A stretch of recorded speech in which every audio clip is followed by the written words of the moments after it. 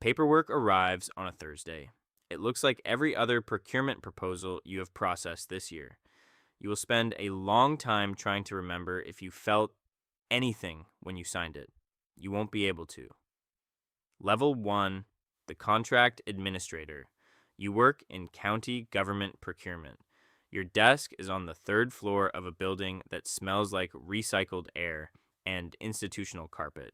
You have processed 340 contracts this year: service agreements, supply vendors, facility maintenance.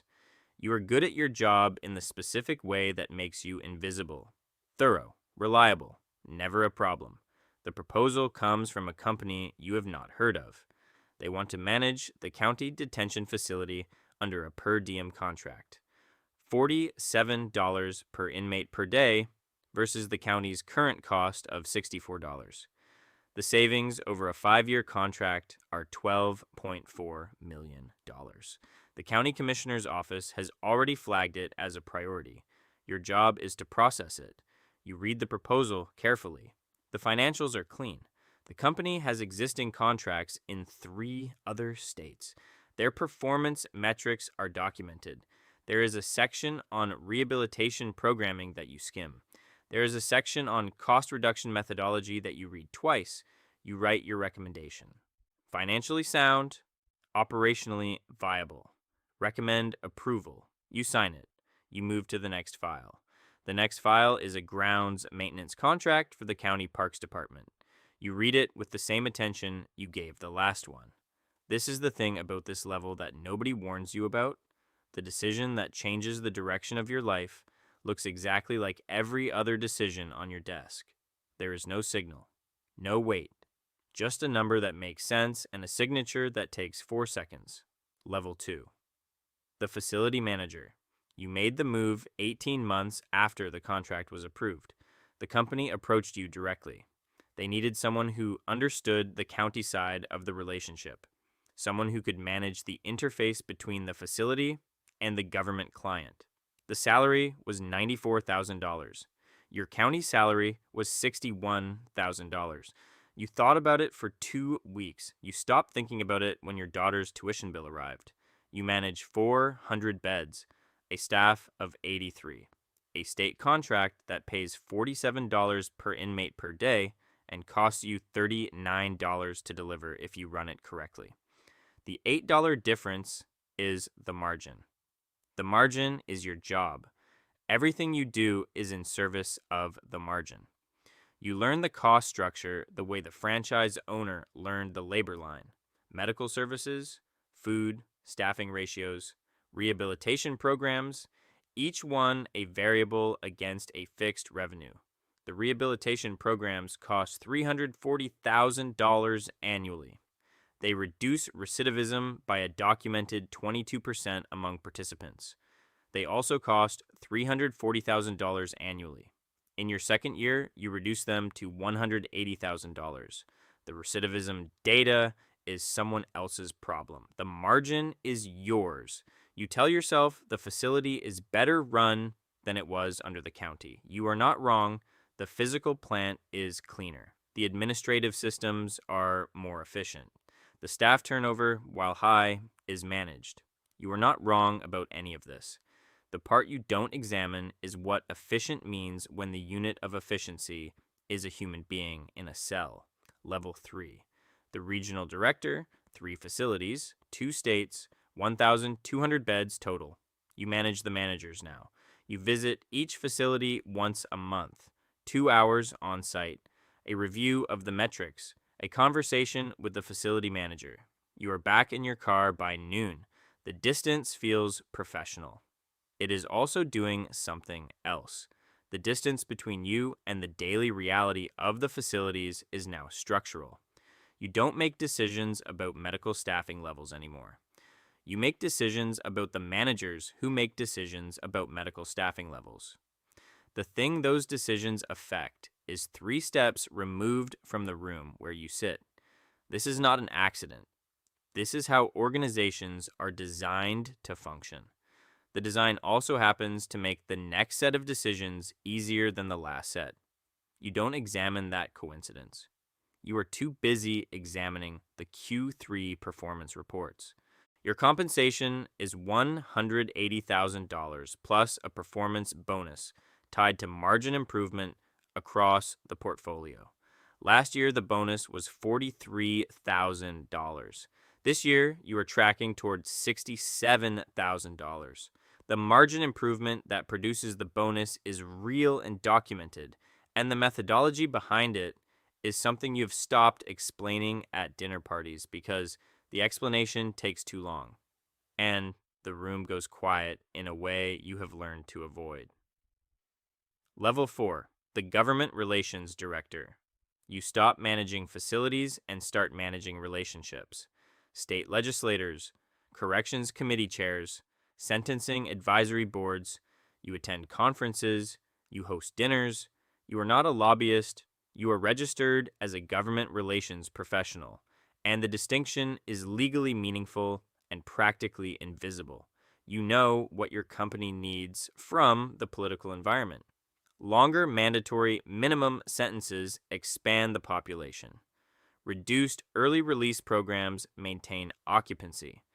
Immigration enforcement contracts are the fastest growing category in the industry. You don't advocate for these policies directly.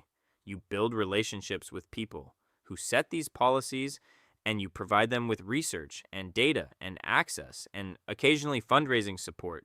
And the policies that emerge from those relationships are good for your company's occupancy rates. You tell yourself you are providing a service the government cannot provide efficiently on its own. You have the data to support this. The data is real. The data also does not include the people inside the facilities and what the facilities do to them over time. That data exists too. You have read it. You have filed it in a different part of your mind from the part that handles occupancy projections. Level 5, the VP of Business Development. You are growing the portfolio. New contracts, new states, new facility types. Immigration detention is the category everyone in the industry is moving toward.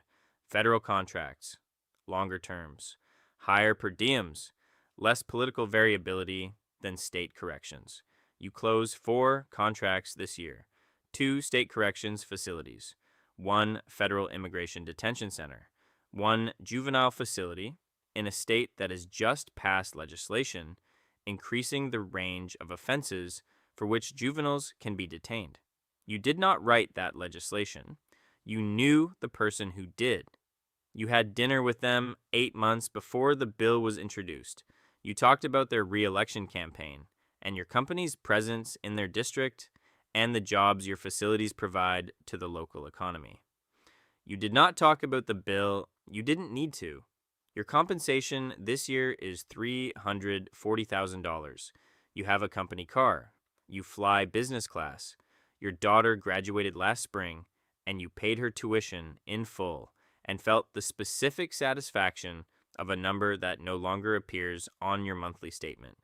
You don't think about the juvenile facility very often. When you do, you think about the jobs. The county had a 14% unemployment rate before the facility opened. That is also true. Both things are true simultaneously, and you have learned to hold them that way. Level 6, the executive, you are in the C-suite, chief operating officer.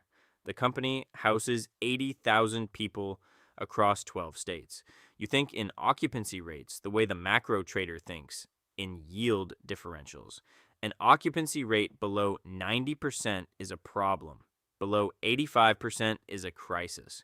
The contracts in 7 states include minimum occupancy guarantees. If the state sends fewer people than the guaranteed minimum, they pay for the empty beds anyway. You negotiated 3 of those clauses personally. You are aware of what a minimum occupancy guarantee incentivizes at the policy level.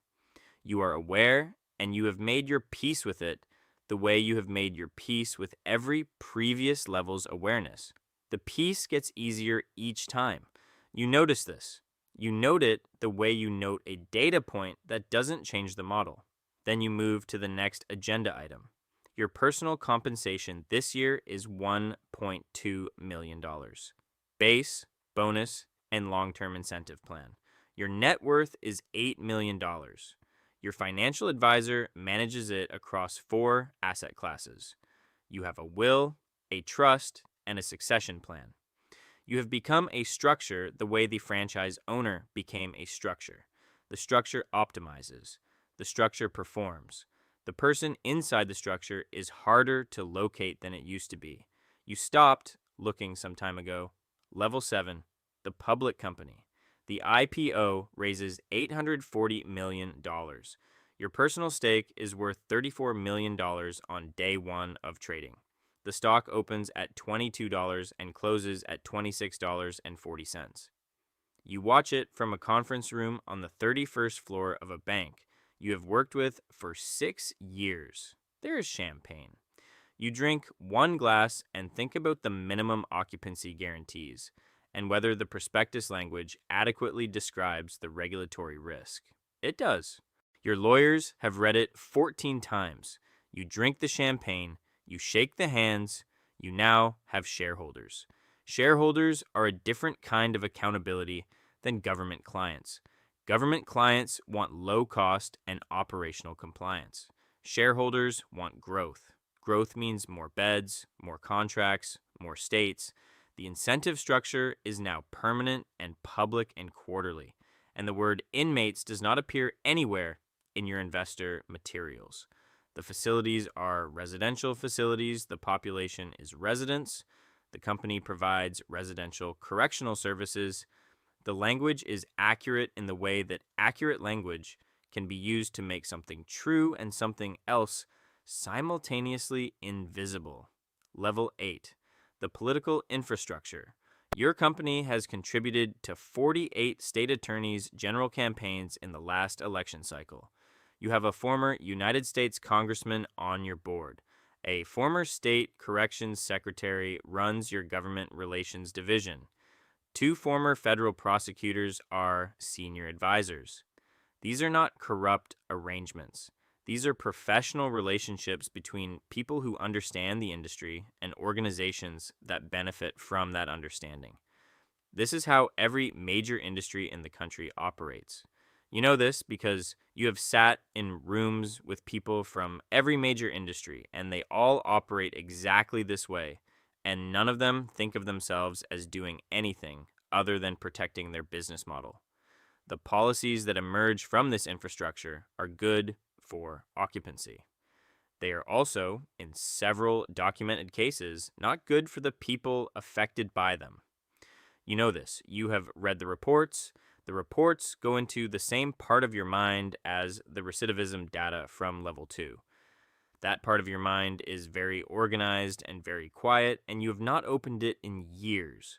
Level 9. The institutional investor, pension funds own your stock. University endowments own your stock. The teacher's retirement fund of 3 states owns your stock. A sovereign wealth fund has a small position. The system that incarcerates people is now financially entangled with the system that educates their children and retires their parents and manages the savings of governments that have signed international human rights agreements. You understand the architecture of this completely.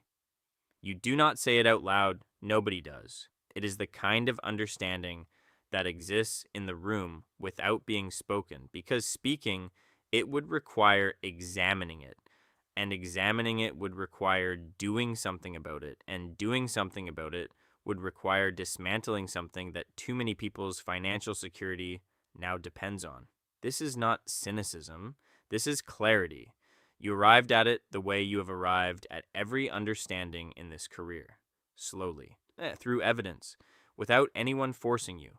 The system built this understanding into you one level at a time, and you're grateful for the clarity, even when the clarity is about something you would prefer not to see clearly. Level 10, the apex. You are 67 years old. Your company houses 110,000 people across 18 states. Your personal net worth is $340 million. You sit on 2 corporate boards. You chair a foundation that funds criminal justice reform.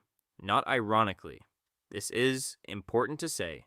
You genuinely believe in reform. You have believed in it for years. You have funded research and advocacy and policy work that has produced real changes in sentencing guidelines in 4 states. You are not performing philanthropy.